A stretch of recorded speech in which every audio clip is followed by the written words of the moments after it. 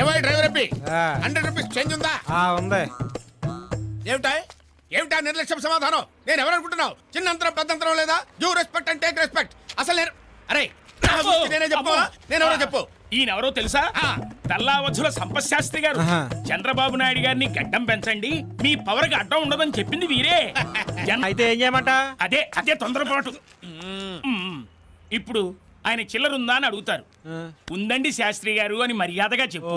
ఏ గురుగారు ఇప్పుడు అడగండి. ఏమై 100 రూపీస్ చేంజ్ ఉందా?